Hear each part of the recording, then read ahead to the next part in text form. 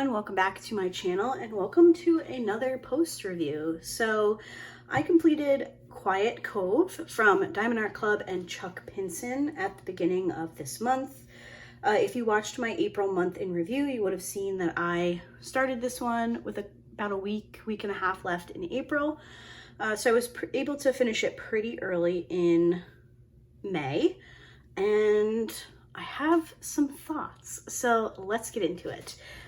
You are seeing most of the image in frame, but I will put up a couple of pictures so you can get the full view from a little bit further of a distance. And yeah, this kit has just been calling my name. For some reason, this greenhouse is just, I don't know, I want to live there. I just want to live there. I adore Chuck Pinson's landscapes. They are some of my absolute favorites, and yeah, his artwork is just beautiful. So this is a, what's the measurement here? 76 by 56 centimeter square drill. There are 55 colors with 2 ABs.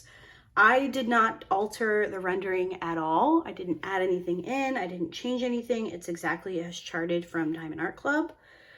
I loved working on this. Now this has Diamond Art Club's old square drills, and if you've seen some of my previous videos, then you may know that I don't love the new squares. So it was a treat to come back to the older squares. However, it did make me appreciate certain things with the new square drills. And I will actually be working on a video comparing Diamond Art Club's old squares to their new squares. That was actually requested by a viewer of my Forever in My Heart post review. Those were the new squares, and I had some stuff to say about them.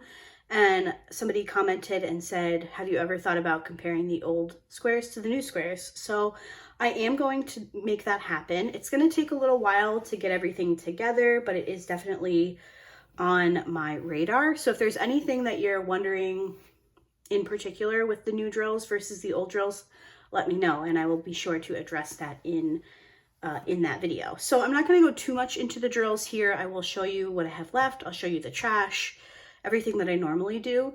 But I didn't have too many issues with drills. Let's see, what else did I write? I didn't write much. So here are my notes for Quiet Cove. I did not write much, but there is one thing that I did want to talk about. And this is an older kit, so it has been sitting in the box for quite a while. You're going to see a lot of cat hair on the back of this canvas, and I apologize for that. But there are some areas where I feel like the canvas just never fully laid flat. So in particular, this area here, if you guys can see that. So there are obviously drills there. There is washi tape, but I always cut little slits in my washi tape. I don't know if you can see this one here, but I do cut little slits in my tape so it doesn't get too tight. But this little bubble never fully laid flat. So let me show you if you guys can see that. Sorry for the cat hair. I have 2 of them. It's inevitable. So there's just little spots. This one is more so where the drill field isn't, so I'm not so concerned about that. But there are quite a few spots where the canvas just never fully laid flat. Like I said, I do store these in their boxes. I think I have a picture. I think I took a picture. So I'll put that up here. But even like this area right here, you can see that bump in the back of the canvas. So I'm trying to decide how I can show you this like head on so you can see that it is definitely, I don't know, can you guys see that little like divot in the canvas? That's where that bubble is. Now, I don't necessarily think that it's definitely not a deal breaker.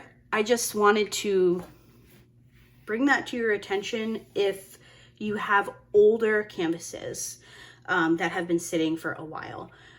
Normally with a Diamond Art Club, if it's a new release that I'm working on right away, I lay it out, it goes completely flat. I've never had that issue, but this one has been in my stash for a while, so that's a little annoying. However, if I were to frame this, I frame all of my diamond paintings behind glass. I know some people don't, but like I said, I have cats and the people that I gift them to have animals, so I just prefer to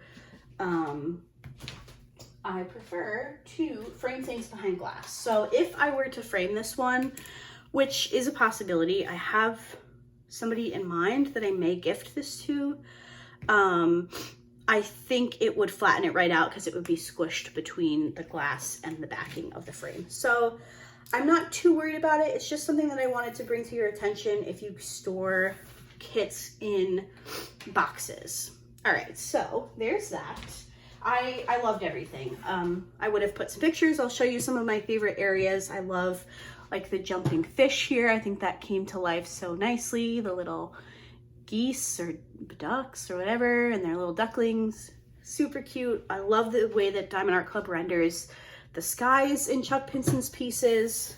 So I am really happy with this finish. Now for my drills, I used the Craftmates lockable system. This isn't my favorite, but it's awesome when you're working on landscapes, or for me, Chuck Pinson's in particular. I tend to lean towards this system because you get so many bags, like big bags, and you can just fit everything. So I do lean towards this system when I do Chuck Pinson's. It's not my favorite to get in and out of, but it is what it is. So I had plenty of every color. As you can see, I was not worried about running out of anything. Let me show you my trash.